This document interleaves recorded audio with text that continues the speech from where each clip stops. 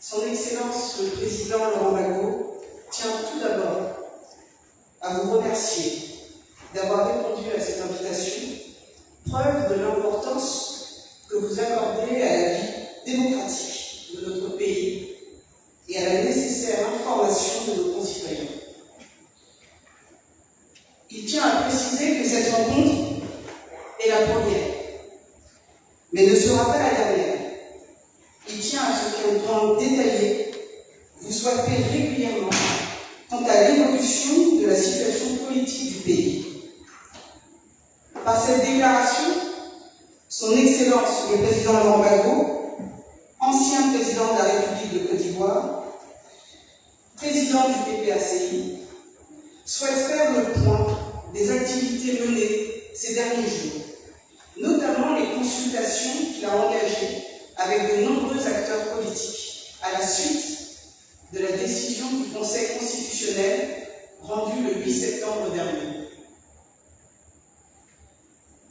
En sa qualité d'ancien chef d'État et de candidat déclaré à l'élection présidentielle, il a tenu à échanger avec plusieurs des personnalités dont les dossiers ont été déclarés irrecevables, afin de recueillir leurs analyses, leurs préoccupations et leurs propositions face à cette décision très lourde de conséquences.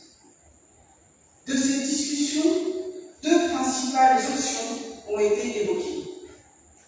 D'une part, l'idée de prendre le régime RHDP à son propre piège, en soutenant collectivement l'un des candidats retenus. À cet égard, le président Laurent Gbagbo tient à rappeler qu'il n'avait jamais soutenu, ni de près, ni de loin, un prétendu plan de précaution. D'autre part, la nécessité de résister par des actions démocratiques pour exiger des élections inclusives et le respect de la Constitution. Le président Laurent Gbagbo a entendu chacune de ces propositions. La première, bien que pertinente en théorie, n'a pas prospéré. Elle ne faisait pas l'unanimité ni parmi les candidats exclus, ni parmi nos concitoyens. De plus, il faut le dire clairement, les candidats retenus par le Conseil constitutionnel ne sont pas ceux investis par les grands partis politiques du pays.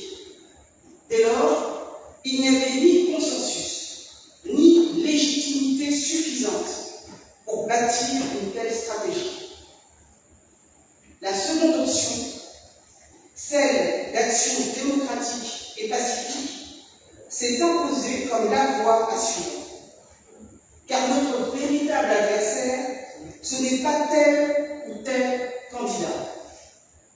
C'est le régime RHDP, avec à sa tête M. Alassane Ouattara, qui semble vouloir transformer la Côte d'Ivoire en un royaume personnel, où la Constitution n'est plus une boussole, mais un obstacle à contourner.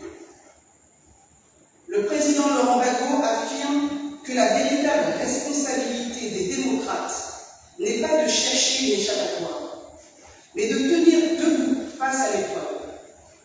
Ce n'est pas une question de posture, mais l'essence même du combat. Garantir une alternance démocratique, préserver les libertés publiques et assurer la dignité du peuple ivoirien.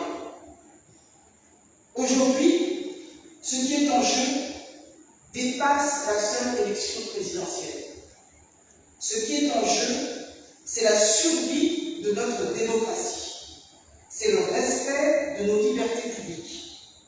C'est l'avenir même de notre nation. En validant un quatrième mandat anticonstitutionnel et en écartant 55 candidats, dont ceux des principaux partis d'opposition, c'est le principe d'égalité devant la loi qui a été foulé aux pieds.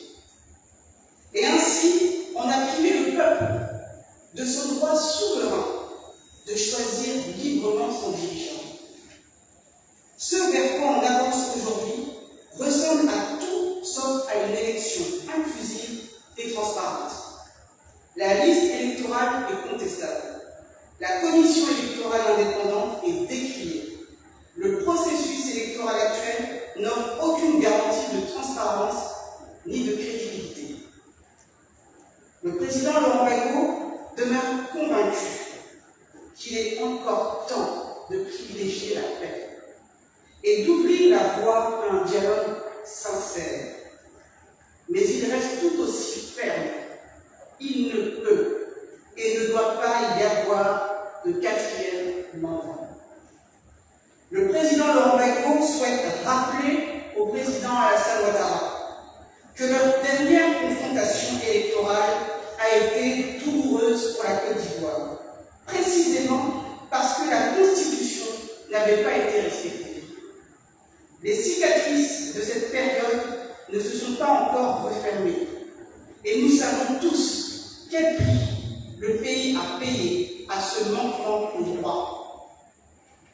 Aujourd'hui encore, il est de leur responsabilité historique de transmettre à ce pays une Côte d'Ivoire en paix, réconciliée et respectueuse de ses propres règles.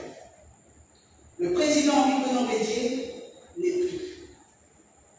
Parmi ceux qui ont eu la charge suprême de conduire la nation, il ne reste désormais que deux hommes, Laurent Gbagbo et Alassane Ouattara.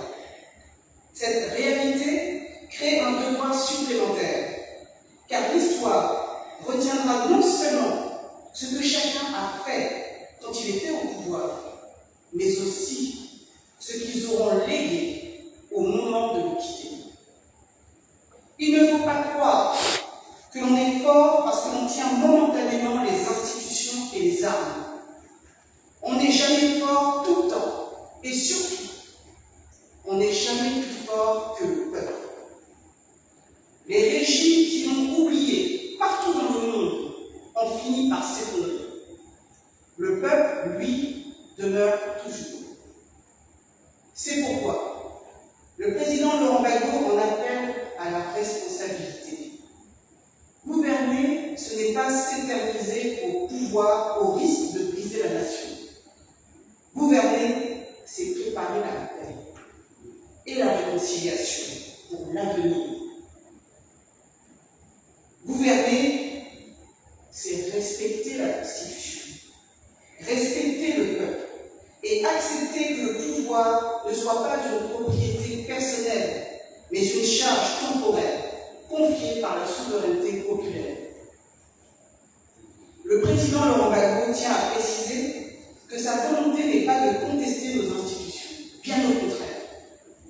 Il s'agit de leur rappeler que leur force et leur légitimité ne viennent pas d'elles-mêmes, mais du peuple. Et du peuple seul. Elles agissent en son nom. Et c'est du peuple qu'elles tirent leur autorité. Oublier cela, c'est trahir l'esprit même de la République. Le président Laurent Gbagbo insiste avec force. Il n'est pas trop tard. Il est encore temps de rompre avec cette logique de confiscation. Il est encore temps de revenir aux fondamentaux de la démocratie, la souveraineté du peuple, l'égalité de tous devant la loi et la vérité des urnes. Le peuple ivoirien doit être celui qui décide. Lui seul détient le droit de dire qui doit le gouverner. Ce droit ne peut pas être confisqué, encore moins marchandisé. Le lui retirer, c'est condamner notre pays à l'instabilité. Le lui restituer, c'est ouvrir la voie à la paix, à la réconciliation et à la dignité nationale.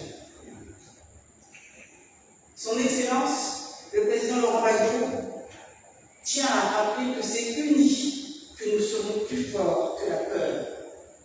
Déterminés, nous serons plus forts que la répression.